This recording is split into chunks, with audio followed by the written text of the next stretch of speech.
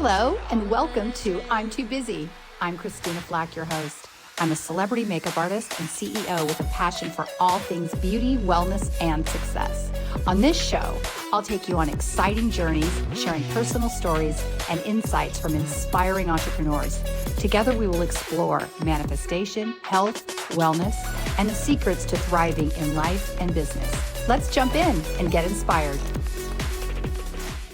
Welcome back to I'm Too Busy. I'm Christina Flach, and today's episode is one of resilience, reinvention, and redefining what it truly means to fight for Team USA. From dreaming of the Olympic Games as a child, Shane Fisher watched a 2000 opening ceremony to competing in tennis, training as a decathlete, and ultimately earning a place in USA bobsled. Today's guest has lived the relentless pursuit of the Olympic greatness. But this isn't just a story about sport. It's about the hidden financial instability facing Olympic caliber athletes in America today, and the creation of a nonprofit foundation designed to change that system forever. He is the founder of American Paragons Foundation, a movement dedicated to support elite athletes in underfunded women's and adaptive sports so that talent, not money, determines who gets to keep fighting. This conversation is about grit, sacrifice, and systemic reform and honoring the struggle. Hello, Shane. Welcome. Hello. Thank you so much for that super kind introduction. It makes me feel very important. Oh, you are very important. Thanks for being here today. So, when did the Olympic dream stop feeling romantic and start feeling heavy? Ooh, I would say the first time that the first time I sent an email asking for support after I made my the Team USA. So this would be the spring of 2023. I started going around to businesses all around San Diego where I live, and I started sending out emails, and I was so proud of myself for finally getting onto the US team. I was on this development circuit. I was planning out all of my future, and I thought, oh, this is it. Like I finally, I've fought for this for my entire life, the last 6 years doing track. I'm closer than I've ever been. And then just having nobody email me back was that was the first little oh, things are a lot harder than I thought they were going to be, because like you have this sort of naive idea, at least I did when I was running track. I never made a US team for track and field, but I always had this North Star that was, oh, once I make the US team for something, all of my problems are going to go away. Like that was my thought. I thought, okay, all I have to do is keep fighting, keep grinding, find a way to keep moving. And then once I got onto a USA team, people are going to be lined up down the block to sponsor me. They're going to pay for my flights. I'm going to be staying into 4 seasons, and like all of these things are going to happen. And then I made that US team, and nothing changed. Like absolutely nothing changed. Except, I mean, the one thing I will say is I did get a chance to start wearing the red, white, and blue and competing in these international competitions, and that was incredible. I mean, it was the most special thing that's ever happened to me. But logistically, nothing changed at all. And I started sending out these emails. I remember this so clearly. I must have sent 100 cold emails. And I got one call back. And this guy, I called him, and he said, "Hey, I'm not planning on sponsoring you. Just get that out of your mind right away. I'm not going to be sponsoring you." He said, "I just called to give you some advice." And I was like, okay, well, maybe my cold outreach was bad. I was new to it and everything. Right. And so I said, okay, let's hear your advice. And he says, have you ever Googled yourself? And I said, no, that seems like kind of like an arrogant sort of self-centered thing to do. I've never Googled myself. And he said, don't bother. Nothing shows up. And Oh my God. I was like, ouch, dude. But the thing is, he was right. He clocked me. He said, look, you have to understand at the heart of this transaction, right? Like you emailed me and you want me to give you money. And in exchange for money, you're going to promote my brand.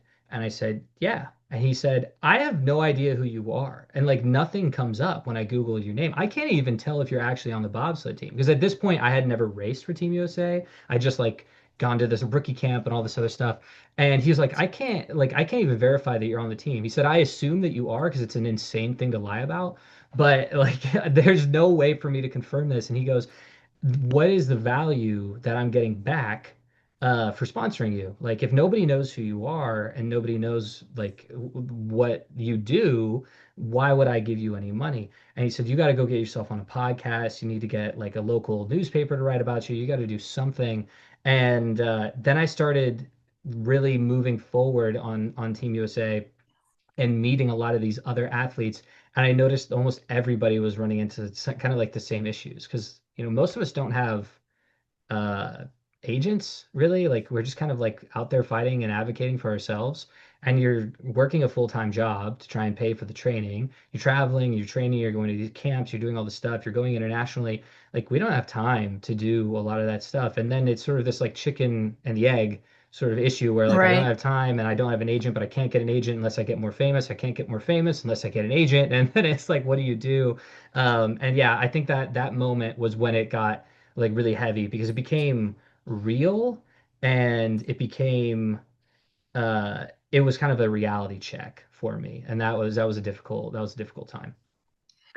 What did you sacrifice that people would be shocked to hear? Oh, uh you kind of sacrifice most of your life. Like I would say a good example would be like I'd say a lot of your social life. You have to sacrifice a Mhm. lot of your social life. You also sacrifice a decent amount of your career. So I'll kind of do those one by one. The first one with your social life is you can't drink alcohol really, at least consistently. There are some people, I will say as an asterisk, there are some people who are so genetically just in like just better than everyone else that they can go and have a bender and then still be better than everybody else on the planet. I am not one of those people. Most people are not one of those people. Right, right, right. Um, and I remember I got like a one of those like exercise trackers, sleep tracker things in like 2020 or something like that.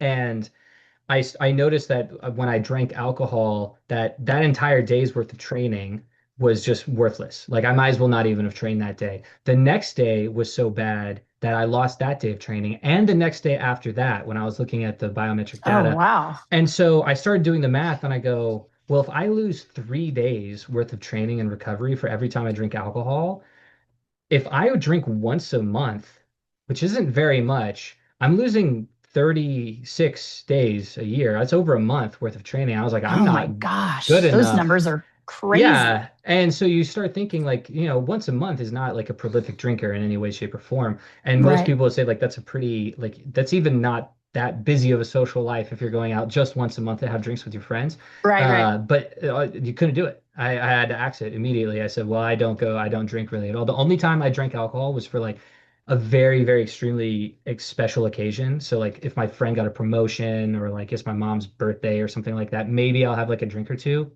but all like the binge drinking, gone, like completely gone. The second thing in terms of the career is so many of us end up, I'm very, very lucky because my entire professional career before I became the president of this nonprofit, I was a sports performance coach and personal trainer. So I kind of was able to build my own schedule. I was my own boss. I could do things the way that I wanted to do. But so many of us on Team USA, and this isn't to be disrespectful or anything, it's just kind of like the reality, end up kind of bouncing around from BS data entry job to BS data entry job. So it's kind of like an entry level position that they can do remotely because they need to have a remote job because Right. they're You need traveling and that they're doing stuff. You flexibility. need that flexibility. But the problem is when you go and you work at like a major corporation, especially like a publicly traded company, they do not care at all that you're chasing your Olympic dream. They don't care that you're the world's greatest canoe kayak person or handball athlete or whatever it is. They have deadlines and Gantt charts, and you better do Right, it. And you kind of end up hamstringing your own career because you have to go in these lower level, like non-management level positions, and you know already that at some point the hammer's going to fall and you're going to get fired because you're going to ask for time off and they're going to say no and you're going to take it anyway. Or you're going to say like, hey, I missed this meeting. I'm so sorry that there was this training thing I couldn't miss or whatever it was. And then you end up, in your mid 30s, early 30s, whatever it is, you retire from sports and you're kind of lost at sea because now all of a sudden you're looking around and you don't really have much of a resume to speak of. And all of your peers that are the same age are 12 years ahead of you in terms of their career. And Right. you've got this really incredible niche skill that you might be one of the greatest on the planet at doing, but they don't really care. Like they're like, dude, we sell insurance here. Like, I don't care how fast you bobsled. It doesn't matter to me at all. And so they're going to choose other candidates over you. And so you end up sacrificing a lot of your money-making potential and your Right. career advancement. Um, because these people aren't really willing to work with you, and you end up retiring from sport and having to go into the workforce with no savings, no health insurance plan that you've really never had, no, like, the skills are not at the same level as those other peers, and it's a pretty big sacrifice. You kind of have to say, I care more about this than I care about like eating or a 401(k) or retirement or anything like that. And that's a difficult ask. So the Olympic Committee there's no sponsorship whatsoever from the United States government. I mean, I find So that so hard to believe. yeah, so the history of it kind of goes back to, I believe it's 1976. There was this bill passed called the Ted Stevens Act. And the Ted Stevens Act is functionally a knee-jerk reaction to the USSR being incredibly Right. successful. So you think back into the Cold War, this was kind of the height of the Cold War back here, and the USSR was doing incredibly well. Like, if you look at medal counts, like all-time medal counts at the Olympic Games, like the modern Olympic Games, the USSR, I think, is still sitting in like fifth place. Like, they were crushing. The USSR has been solved for a long time, and they were winning prolifically. And they had a completely state-sponsored team. Like, everything was paid for by the Russian government, I guess the USSR government at the time. And we have, especially at the time, a pretty strong anti-Russia sentiment, and we kind of do a knee-jerk reaction where whatever Russia was doing in the Cold War, we said we're going to do the exact opposite because it Mm. was capitalism versus communism. And so we decided with the Ted Stevens Act that we were going to privatize everything. So we were going to let the free market decide who the best athletes were. And so the USOPC became an entity, which is sort of like a nonprofit entity. And not to, like, I don't want to defame the USOPC because they do a lot of things to support us, and they are trying. Um, but we're basically the only country that isn't getting a lot of help from the government. Wow, Um, that's remarkable.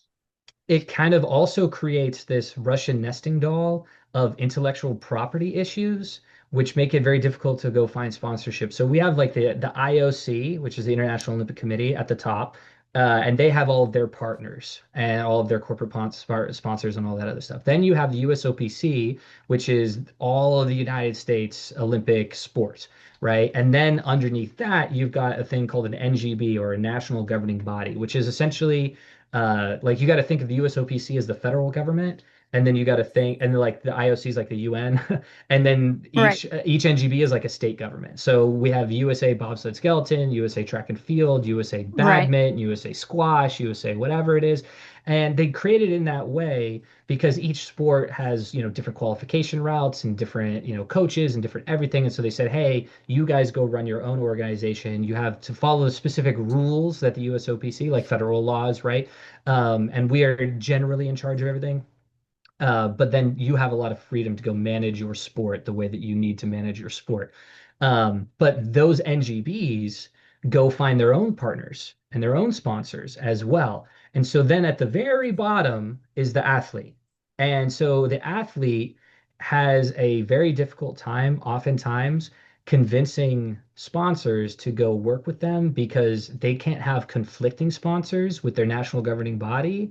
And then at the Olympics, you can't really have conflicting sponsors with the USOPC sponsors. And we have Oh this my thing called like gosh. an Olympic blackout, which is where, like, I believe it's like 40 days before and after the Olympics, your sponsors cannot say the word Olympics on social media. They can't tag you and post you. You can't do any promotional material Why? for them because it's a conflicting, and they didn't pay the USOPC and NBC and all of those people Oh, for the rights to go do that. So, like, if you happen to be, let's say, for example, a Nike athlete, which Nike works with the USOPC, they have this gigantic deal. You are free and safe, and you can go do your thing because there's no misalignment. But if you're an Adidas athlete, good luck. Or if you like have a small local company that makes clothing or something like that, like for example in bobsled, like if you wanted to go get like the North Face or some other thing that's not quite at the level of Nike, but like there's brand alignment between your sport Mm. and the company. No, you can't do it. You have to cover up all the logos, and then they can't do anything. And so it becomes really difficult to convince a lot of these companies to sponsor you because they say, well, Of the biggest course. return on investment for us is the Olympics. We want to, say like this is our athlete, this is our Olympian that we support and we've helped and everything. But then when you look at that blackout, you can't really do that. And it becomes a very, very difficult. It just is a difficult, it's possible to do, but it's a difficult maze of legalities and intellectual property law that you kind of have to deal with. And again, if you don't have an agent and you don't have something that is kind of like navigating those things for you, it's very difficult. And then it's also difficult because it's another chicken and the egg issue where if you don't go get a sponsor, you can't make it to the level of the Olympics because you can't make any money, right? And then you can't Oh my change gosh. sponsors or go get like a better line. Like it's very rare that somebody just shows up on the scene and is just like, I'm a Nike athlete now. You know how like insanely good you have to be like, okay, I showed up like it's my first year out of college and now I'm like a Nike athlete or what, or like one of these major athlete like brands Right. that it's not feasible. And especially if you're from a smaller NGB and a smaller, more niche sport that doesn't have those partnerships, it becomes very, very difficult. And each NGB also has their own unique like marketing agreements and things that you have to navigate, like you can't potentially be seen in your like athletic attire if you're like promoting a different brand or like all these different things. It becomes difficult to navigate. It's the I can you can understand why it's happening because each of those NGBs needs to go get operational money and they need to be able to, like support their team and everything like that. So they do need to go get their own, but it would be a lot easier if the government just did it. But at this point, the genie's out of the bottle. It's not going to happen. Oh my gosh. Did you ever almost quit? And if yes, what stopped you? Almost all the time. Every I mean, day? oh, every day. I mean, I would say there was a really tough time going into the 2024-2025 season. I had spent the entire off season trying to negotiate a television show. It was almost gonna be like a follow documentary that was gonna be on like a major streaming platform.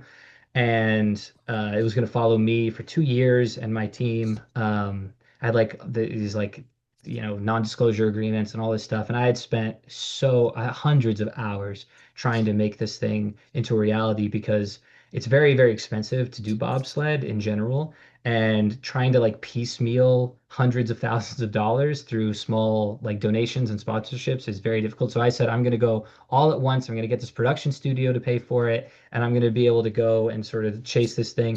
And it kind of fell through my fingers in the last 2 weeks before the season started. And I had no backup plan. Like I didn't really have any sponsors lined up for the year.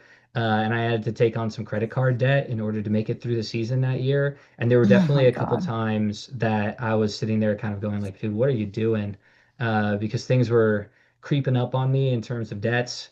And you also as I get older, maybe it's just because I feel like an old man sometimes these days, but there are other priorities and there are other things in your life that you're thinking about, like I have a girlfriend, I want to get married, I want to have kids one day, you want to try to buy a house, you want to do all these other things because there's a life that will happen after sports. Right. And it And does end. it will end exactly. And then I'm sitting here like racking up credit card debt, trying to like stay in the fight and trying to be able to continue and travel and do these things. And there's some times where you're just kind of like looking in the mirror, like, dude, what are you doing? Like, there's other things you could be spending this money on that will advance you in your life more than this will. Because I mean, also the other end of the day, like nobody really knows who I am anyway. Like nobody's really that locked in on bobsled. You know what I mean? And so yeah, like yeah, there's definitely been quite a few moments, but you have to have the vision, and at the end of the day, I just believed in myself to a delusional degree. And I just told myself that I'm going to find a way, and if I can't find a way, I'll make a way. And that kind of keeps you in the fight. But you have to believe with every fiber of your being that you will end up being successful. And if you can have that belief and you can hold on to it even when things are not going your way, you will eventually be successful. So that's probably, but yeah, that 2024, 2025 preseason was rough. What does financial stress do to an athlete's performance mentally? Oh, it was horrible. Oh, okay. So talking back to that 2024, 2025 season, um, I got sick probably 3 or 4 times during the off season, and I ended up having 3 or 4 nagging injuries. I even went into we have this national push championships, and there were so many stressors that were happening to me at that time because that was kind of while the show was sort of falling out of my reach, and I ended up getting injured. At the OTC, and I couldn't participate in push championships that year because I could barely get out of bed. I was sitting lying down in bed with a heating pad on my back for I must have been like 12 hours a day trying to like speed up the heating. Probably not good for you. And I had to pull out of push championships that year. Uh, and I've never been sick so many times in one year, and I'd never dealt with so many nagging injuries. And it was like never like a big major thing. So not like I tore my hamstring off the bone, Right. but there was just always something going on, and there was something that was tweaking, and I wasn't sleeping well, and it takes a huge negative toll on your ability to perform. And it was very obvious because going into the preseason before Olympic trials this last year, I just kind of like let go and I said I am the Buddha and I'm not going to worry about this stuff and whatever happens happens. And I strung together, I think in the off season I believe it was 276 workouts planned, and I did 274 of them. So I basically didn't miss a single workout. And the only 2 workouts that I missed were like steady state cardio on the bike. So I didn't miss any strength training workouts. I didn't miss any sprinting workouts. I had Wow. zero injuries. I didn't get sick. I was able to string together the longest string of completely uninterrupted training that I had ever had. And it was just because I like let go mentally and emotionally of that baggage. And the difference between those two like off seasons, I can't even express enough how much of an impact it really does have. Did you ever feel resentful watching funded athletes succeed? I mean, how can you No, not? yes and no. There's a part of me, I struggle with this sometimes. 'Cause I think about this a lot. There's always a part of me that goes, man, I'm working just as hard as this person, and like, I deserve this, I deserve that. And like if I just had what they had, I will do so much better. But at the same time, them being successful doesn't hurt me. Like Right. you have to have this sort of like mudita, which is like the just happiness on other people's behalf for the sake of happiness on other people's behalf. Right.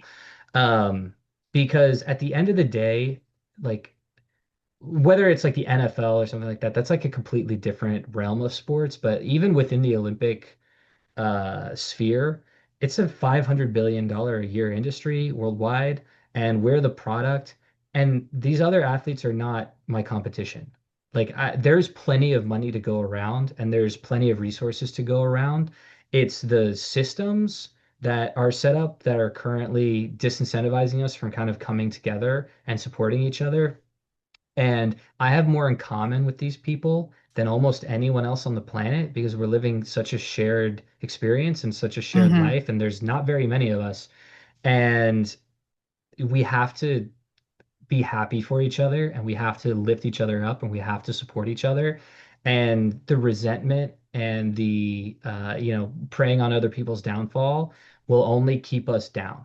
There's no way for us to change the system and for us to get the support that we deserve if we're constantly looking over our shoulder and having this anxiety based thinking about these other athletes, because these people are not your enemy, man. Like that's your friend. And so every now and then those anxious or resentful thoughts will creep in, but you have to stomp them out and remember like that this is my friend. Like this person is not my enemy.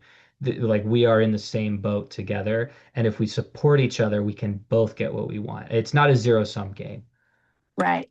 How many elite athletes do you think quietly disappear each year because of this financial issue? 50%. at least. Wow. It's got to be. There's no doubt about it. I mean, like, there's people on the bobsled team that are couch surfing, homeless, like living in their cars.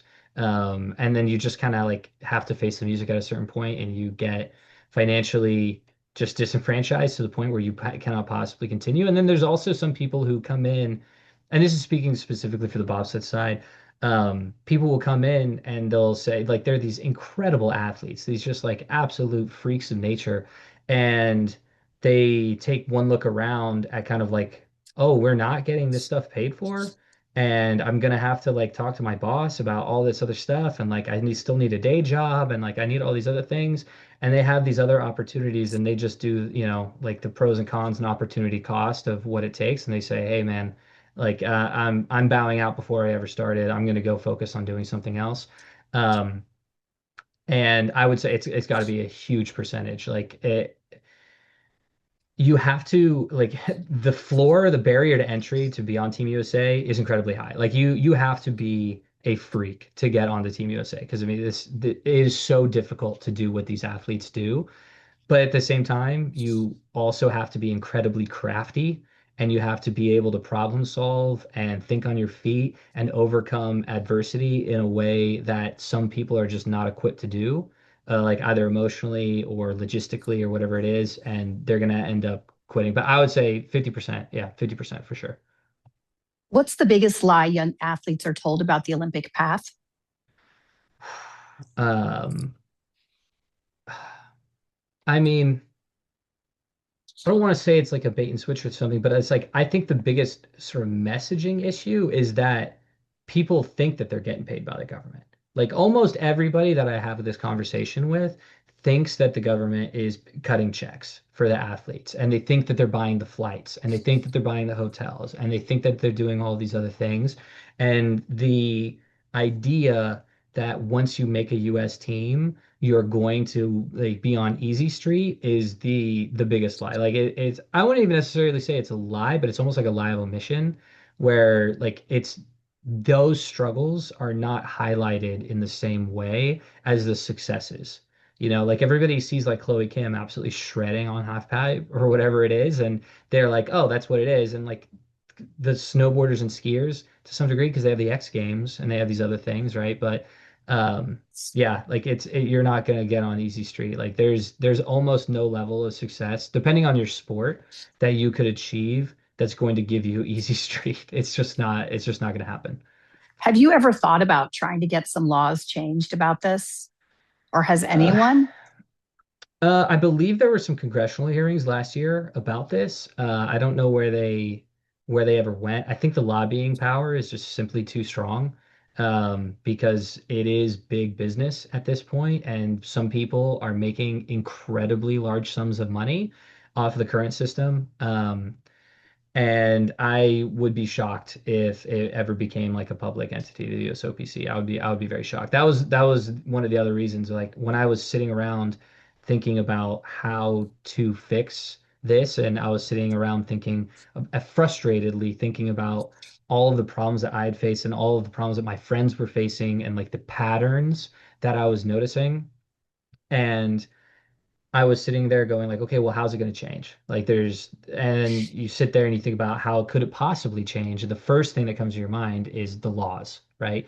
But Mhm. with the lobbying money and how big of a business it is, and it's not starving children. So it's a little bit difficult to get like significant movement on something like this because people are like, oh, it's an athlete, like forget about them, whatever. Like that's not high on our priority list. And there's also a lot of stuff happening in the world, which is frankly rightfully higher on the priority list for things that we should Right. be worrying about. And then I started looking around for other resources for support within the specific context of things that I thought would move the needle. So like employment opportunities, entrepreneurial mentorship, media and visibility opportunities, like public speaking training, like all of these things that I had sort of thought like if I could go back in time and offer these things to a younger version of me, I would have had so much better success, and no, nothing really existed. At least nothing that didn't have a catch. Seems like there's always a catch to what's going on. Like somebody's going to come in and they're going to offer you the solution, but there will always be something in the fine print. And because I couldn't find anything, I said, I'm just going to go make it myself. I'm going to go make something that has no catch and that is truly philanthropic and is there made by athletes for athletes. Where I don't really care about, I'm athletes, especially in the Olympic space, are not money motivated individuals. Like you Right. cannot choose to, throw discus and be like, I'm gonna go make $1 million throwing discus. Like it's just not like it's an Right. insane thought. Like people go to the NBA and the NFL like when they're very money motivated. You don't do these things when you're money motivated. And so I said, I'm gonna go get a bunch of people who are not money motivated, who want to fix it because they want to do good in the world and they want to plant a tree in the shade of which they might never sit. And then I'm going to do something truly philanthropic in this way. And that was when I created the American Paragons Foundation. What makes American Paragons different from existing athletic nonprofits? I would say how targeted we are in the support. So Hmm. we came out and we brainstormed and found the most common pain points that exist across sports. So a lot of NGBs are trying to support their athletes in very specific ways, and the USOPC is also trying to help the athletes. They do offer a lot of really great services. Like I don't want to come out here and just, say nothing but bad things about the USOPC. They are doing a lot of great stuff. Like they can help you go back to school and go get a degree. They give you a lot of mental health services. They give a lot of money to the NGBs in order for them to keep functioning. They are doing a lot of really great stuff. Um, but I came in and I said, I think I can move faster, and I can do very, very targeted things that will, I guaranteed, move the needle for these athletes. So, like some of our major pillars of stuff that we do, like we have targeted programs. So, the first program is like employment matchmaking service. So, we Hmm. have a group of companies and supporters, people who own private companies that are willing to hire Team USA athletes and give them beneficial employment contracts based around their traveling and competition schedules so that a Team USA athlete who uses our service can go get an interview with a company that is incredibly warm to the idea of helping them. Like they want to be supportive, they want to help them, and that's the frame of reference for how the interaction even begins, right? Like it is based around them being an athlete instead of you going into an interview and then having to be like, "Ooh, by the way, I'm a pro, handball athlete or whatever I am. Would you pretty please help me?" And then they either have to go, "Nah, I don't really know if I could do that." Maybe they want to, maybe they don't. And if it's a publicly traded company, you have to go through these committees and board meetings and all these other things. Whereas, these companies, these founders and CEOs want to help the athletes. They wouldn't be in our system if they didn't want to help the athletes. And so it's a very targeted system. The same thing with the entrepreneurial mentorship. It's these people who are very specifically coming out here to make a difference in the lives of these Team USA athletes. The media and visibility opportunities is a fantastic way to improve their digital footprint, which again, like one of the things that I wanted to make sure that we did when we started the nonprofit is I did not want the nonprofit or myself or the board or whomever to be everybody's agent. I am not interested in being anybody's agent because if I was everybody on Team USA's agent at once, I would just be a really bad agent. And then everybody would be frustrated because you can't possibly be a direct targeted agent for Right. everybody. I said, what we're going to do is we're going to give these athletes the tools that they need to advocate for themselves. So we're going to make it easier for them to advocate for themselves. And so the media and visibility opportunities is one of those things, harkening back to that story that I told earlier when that guy said, you need to get on a podcast, you need to do something. I said, well, I'm going to create this matchmaking system with podcasters and with sports journalists and content creators and people that are putting stuff out there. And it is their day job to go talk about sports. I'm going to go funnel them athletes who need to go get podcasts done about them, who need to have a bigger online presence so that when those athletes go out and advocate for themselves and try to get a sponsorship, they can say, hey, look, I've been on these 12 different podcasts. Here's these articles that people have written about me. Here's all these things.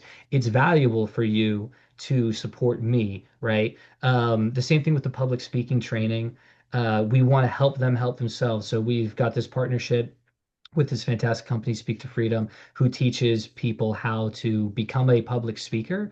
And they help you get like a sizzle reel and a one pager and come up with your curriculum and do all these other things. And that is really flexible work that you can do on your own schedule. They help you get booked and you can have a lucrative paycheck from doing that and you can make it fit around your schedule. Right. Our support that we give to the adaptive athletes. So we partner with the Joshua Tree Project to try and get sports wheelchairs and custom prosthetics, other recovery tools to our Team USA para athletes, because those things are not covered by insurance, by the way. So they have to Ugh, pay for those things, which is insane. that's Um, so unfair. it's unbelievable. And the events that we run are essentially like aggregating everybody on Team USA, all of the members of the nonprofit. We aggregate all of their social media influence in order to be able to leverage it and negotiate essentially almost like collective bargaining to get more potential sponsors to come in and want to work with these athletes and to get into the room so these athletes can facilitate a conversation. I'm not going to have the conversation for them. It's still their job to make that conversation, but I can put them in the same room, which is more than a lot of people have the time or the bandwidth to do. And the only way you can create that room is having everybody come together and say, we're going to work with each other, we're going to lift each other up, we're going to do those other things. And when we run the Athlete Ambassador social media program and all the media that we're doing with the athletes, it's all around improving the visibility. So we do very specific targeted programs for these athletes with very specific targeted outcomes. And all of those things that I just went through and stated would absolutely change the life, even just one thing of these Team USA athletes. And there are so many people who say, like, I'm going to help them, I'm going to like connect them to sponsors, or I'm going to do whatever it is. And it's just so vague, and they don't really have a clear plan of how they're going to accomplish those things. Or they're so big that they can't really do things without having to go through 500 board meetings and all these partnerships and all these other things. And it just moves at this glacial pace. So that's really what sets us apart.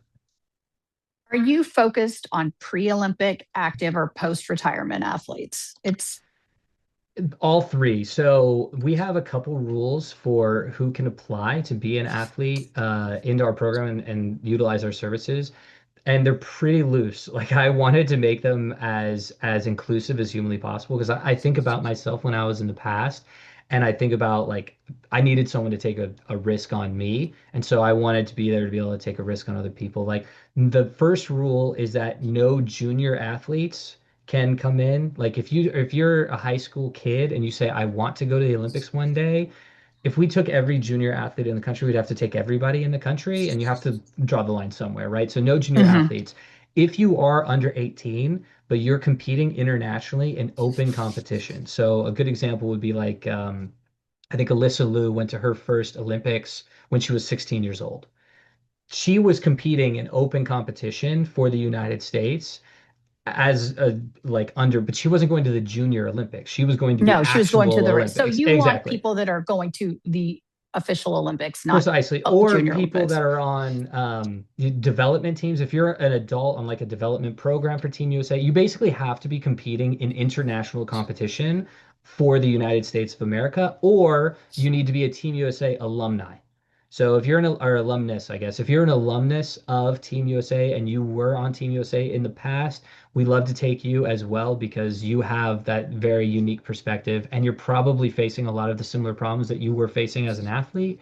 So those people are welcome as well. But basically, you have to be active international competitive or formerly internationally competitive. Okay. How much does it cost per year to train at an Olympic level? Who I think I have the data on this. Let me pull the data up on this because I believe it's something like $40,000 or something like that. It's a pretty significant amount of money. Let's see exactly what it is because I have some pretty up to date. Over $30,000 are annual training related expenses for an elite athlete, including their coaching, their equipment, and travel. 25% of our U.S. Olympic and Paralympic hopefuls earn less than $15,000 per year. Wow. So yeah, make that make sense. No, Um, that's great. And I think that sounds low, 30,000 a year for training. I mean, for depends on your sport. I think that that aggregates a lot, like basically across the board for all the sports. Certain sports that, like skiing, snowboarding, bobsled, some canoe, kayak, sprinting, and things like that, will be a lot more because you have some pretty significant equipment costs, as well as like Right. transporting that equipment around. Bobsled's I think it's like the fourth most expensive sport in the world. If I had really wanted to make a true attempt at going to the Olympic Games this year, with no guarantee that I would have gone, it would have cost me probably around $150,000 to be able to pay for my team, to be able to send them over to Europe, to be able to make sure everybody can pay their rent back at home, and to feed everybody and to transport all the equipment. It would have been unbelievable. Wow. But then there are other sports that it's a little bit cheaper. Like if you run the 100, you don't really need any equipment other than your shoes to bring out, so you can kind of like travel a lot cheaper. But yeah, I mean, I also think that $30,000 is low, frankly. Did you ever live out of your car? No, thank goodness. Thank goodness. I stayed at home until I believe I was 23. I moved out, and then I was very, very lucky because as a tennis player originally, I was a decently high level tennis player. I played tennis in college, and coaching tennis is a pretty lucrative job where you can make a decently large amount of money per hour that you're out Hmm. there. It's difficult because you're on the court and you're running around and you're participating in everything. So it's kind of tough to square it up with high level training demands. But I was making basically right away when I became a tennis pro, I was like 85, $90 an hour, which was enough to be able to have my own place with roommates, of course, and Hmm. then, but I had no savings account. I had no nothing. Every single dime that I made went to all of my training expenses. So, because you have to balance, like I could have worked a lot more, but it would have negatively impacted my training. So I was at this Right. perfect balance point where I made enough money per hour that I could work like 25 hours per week about, and I could pay my rent, I could pay for my training, but there was nothing left over. Is America losing talent because of money? Yeah, yeah, without a doubt. If we all came together and like got these athletes paid and all the NGBs were fully funded and we didn't really have to worry about it and we could, pay for the athletes' travel, for their hotels, for their food, for all these other things, no one would ever win another medal that wasn't the United States. We would sweep everything. It would make your head spin. We would absolutely mollywop every other country in the world. It would not even be close. I'll stand on that until the day I die. It would not even be close. One sentence. What's wrong with the system? Hmm. The system incentivizes people to segregate themselves and only focus on themselves instead of coming together with their compatriots. One sentence. What's the solution? The American Paragons Foundation. Yes. Should Olympians be paid? Yes, absolutely, without a doubt, they need to be paid. I agree. Is representing Team USA worth the sacrifices? Without a doubt. It's the greatest source of pride in my entire life. Finish this sentence. The Olympics taught me.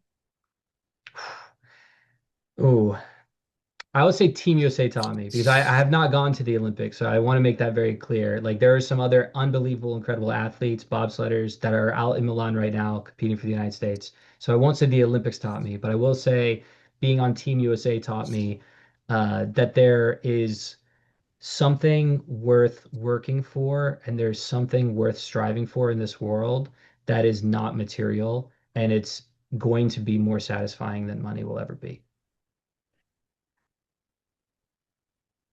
What would your 12-year-old self think of the foundation that you felt? He would number one be shocked that it needs to exist. Right? And then I would say that I would like to think that the 12-year-old me would be proud of what I did. I think he would be a little bit confused. One of the things that I've learned that has been difficult to come to terms with, but I think has been very important, is the idea that greatness is not going to save the world, but goodness can. And Oh, that is a great quote. thank you. And at 12 years old, I was obsessed with the idea of greatness. And the Olympics is greatness personified, and it is the ultimate quest for self-actualization and being the absolute greatest in the world. But it's not the end all be all. Goodness is more important than greatness. And I think that he would be shocked that I would say that it's more important, but it's true. What do you do when your day isn't flowing? Go bother my girlfriend. She always makes me feel better. She gets me back on track. Oh, what do you think is the most underrated Olympic sport? Oh, that's hard. There's so many. I'm obsessed with the Olympics. Like I watch basically every single event in summer, winter, para games. It's going to be really tough to choose one. Underrated. People don't understand, I think, how insane I think the cross country skiers and the biathletes are. Mhm. The VO2 max on those people, for those who understand sports science and stuff like that, is basically how much oxygen your body can like utilize and everything and like uptake of oxygen. Uh, is unbelievable. Like for them, especially in the biathlon, to be able to put your heart rate at like 210 beats per minute and want to be like being on the verge of throwing up, and then to be able to calm your nervous system down enough to shoot something is absolutely insane. And I think people don't really understand like how truly incredible of an athletic feat that is. So tell me a success story from your foundation. I mean, we are a relatively new foundation, but we have already facilitated, I think, over like 30 matches for different both media visibility opportunities, employment stuff, mentoring, all these different pillars that we have. And we're growing at an incredible rate. I really thought I almost have a champagne problem of growing too fast. I started doing athlete outreach probably about 2 months ago because I spent the whole last year building all the tech infrastructure and like the actual systems that make this thing work.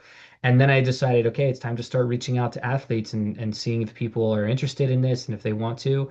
And we have been growing at a blistering pace, an absolutely blistering pace. Now, I've got a chief technology officer, a chief media officer, a chief marketing officer, a chief operations officer, 7 different interns, a full-time grant writer, and I've basically pulled all of this off with no money, and no background in a lot of this stuff, but a lot of shared vision and passion. And I think the fact that we've been able to move the ball so fast, so far, it spells a lot of good things on the horizon.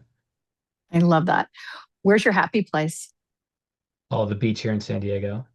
No, Yeah, absolutely. You go out during low tide with my girlfriend and go look for like octopus in the tide pools and shells and things like that. It makes you really appreciate where you live, and it reminds me why I spend so much money to stay here. exactly. What have I not asked you today that you'd like to share? I would say the best ways to get involved. The best ways to get involved in this nonprofit are a couple things. For those of us that have made it this far, thank you so much. Number one, for listening to me ramble all of these things. I would say we have a lot of programs and a lot of ways that people can get involved and make a difference for these athletes that don't cost any money. So if you are a small business owner and your heartstrings have been tugged by any of the things that I said and you want to support these athletes in some way, you can do it by going to americanparagons.org, registering as a supporter, and following along on the prompts and becoming an employment supporter. You can also become a supporter for entrepreneurial mentorship. If you have your own podcast or you make social media content or anything like that, you can become a media supporter. If you own a rental property or vacation home, I've basically created, I forgot to mention this, but it's like a Team USA Airbnb to help athletes stay places for massive discounts. If you're willing to put your house up in our system, go on in the system and put your house in there.